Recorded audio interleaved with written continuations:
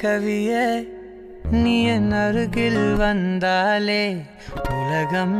ஏன் இருளுது பகலிரவாய் மாறுது வளைவினில் எல்லாம் வளைந்து தொலைந்து போவேனானே நீயே வெண்பனியே